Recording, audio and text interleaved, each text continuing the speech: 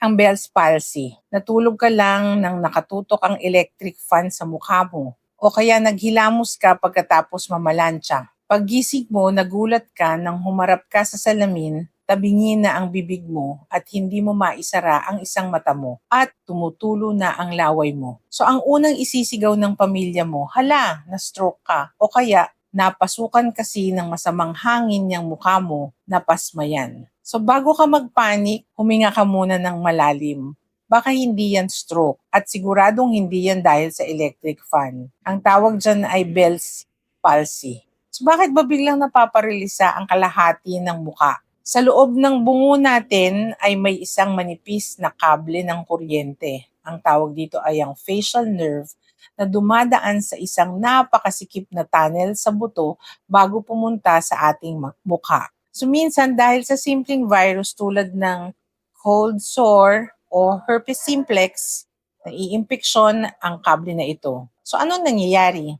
Ito'y namamaga at dahil nakakulong ito sa masikip na buto, naiipit siya kaya napuputol ang kuryente papunta sa iyong kalahati ng mukha mo. Kaya hindi ito dahil sa electric fan o sa paghilamos ng pawisan. Nagkataon lang na inatake ka ng virus. Ngayon, paano mo malalaman kung Bell's palsy ito o totoong stroke na nakamamatay? So gawin natin ang eyebrow test. Subukan mong itaas ang dalawang kilay mo ng sabay. So kapag isa lang yung tumaas o kapag hindi gumalaw ang kilay sa paralisadong side, madalas ay Bell's palsy yan. Pero kapag naitaas mo ang parehong kilay mo, kahit tabingi ang bibig mo, emergency yan. Tumakbo na agad sa ospital dahil posibleng stroke yan na nanggagaling sa utak.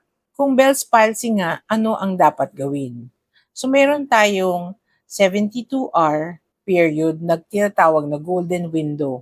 So wag nang intayin ang hilot, pumunta agad sa doktor para mabigyan ka ng steroids at pampababa ng maga bago pa tuluyang masira ang kable. Pangalawa at pinakaimportante, dahil hindi mo maisara ang mata mo sa paralisadong side, matutuyo yan, magkakasugat at pwedeng mabulag. Kaya gumamit lagi ng eye drops or artificial tears at itape ng dahan-dahan ang mata mo pababa bago matulog para protektado ito. So nakakatakot man tingnan pero madalas ay kusang bumabalik ang kuryente ng muka kapag naagapan. So, inumin kagad yung steroids at huwag iasa sa pamanhiin. Tag mo yung mga kakilala mong takot maghilamos pagkatapos mamlansya and follow for more medical truths.